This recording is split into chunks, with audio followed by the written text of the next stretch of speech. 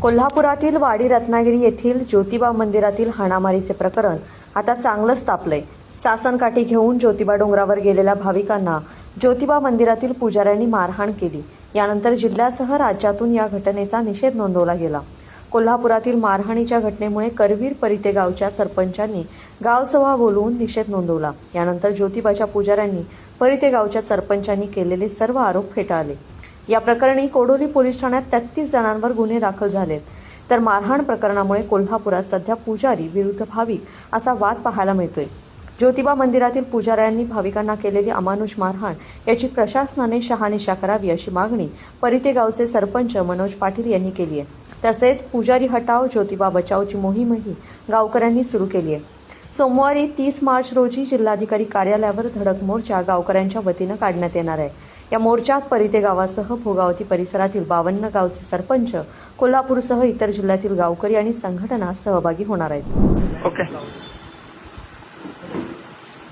गेल्या रविवारी 22 मार्च रोजी आमच्या गावातील यात्रेच्या सुरुवातीच्या दिवशी वाडी रत्नागिरी ज्योतिबा येथे सासनकाठी पूजायला गेल्यानंतर जो काही तिथं वाद निर्माण झाला आणि वादाचं पुनर्वसन एका मोठ्या हाणामारीत आणि त्यानंतर तिथल्या पुजाऱ्यांनी अमानुषपणे जी काही मारहाण आमच्या गावकऱ्यांच्यावर किंवा आमच्या लहान गावातल्या मुलांच्यावर झाली त्याच्या पार्श्वभूमीवर येणाऱ्या सोमवारी 30 तारखेला माननीय जिल्हाधिकारी सो यांच्याकडे आमच्या सर्व गावचे रहिवासी ग्रामस्थ तसेच या आमच्या भोगावती खोऱ्यातील पंचकृषीतील सर्व ग्रामपंचायतींचे पदाधिकारी तसेच ज्योतिबावरचे भाविक या झालेल्या घटनेचा निपक्षपाती चौकशी करणे तसेच या ज्योतिबा मंदिरावर जे काही पुजारी नेमलेले आहेत या पुजाऱ्यांच्या मुजोरीपणाच्या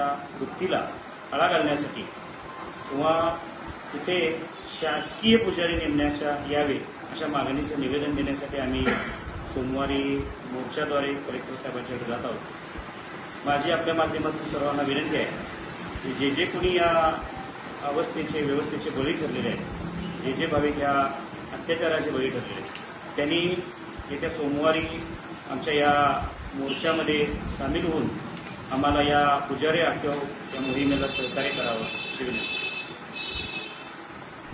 गावाने जो ज्योतिबा डोंगरावरती आमच्या भक्तगणांच्यावरती जो हल्ला झाला त्या संदर्भात जो निर्णय घेतला आहे की जिल्हाधिकारी कार्यालयावरती उद्याच्या सोमवारी 30 तारखेला मोर्चा काढायचं जे नियोजन केलं आहे ते 100% हा मोर्चा होणारच आहे.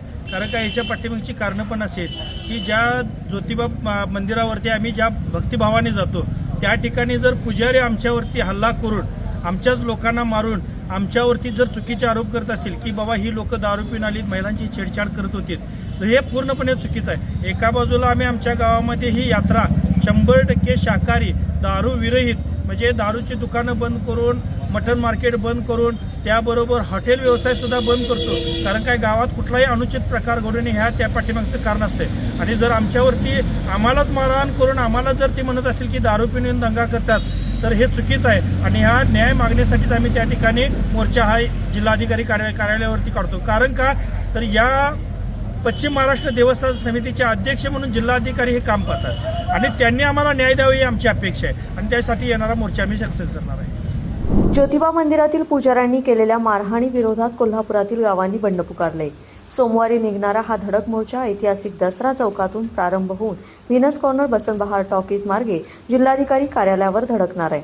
तसेच ज्योतिबा मंदिरात शासकीय पुजाऱ्यांची नेमणूक करावी, मारहाण प्रकरणी निपक्षपातीपणे चौकशी करून दोषींवर कठोर कारवाई करावी या मागण्यांचं निवेदन जिल्हाधिकाऱ्यांना ग्रामस्थांकडून देण्यात येणार आहे. लोकमत.com साठी कोल्हापूरहून मी दुर्वा दळवी.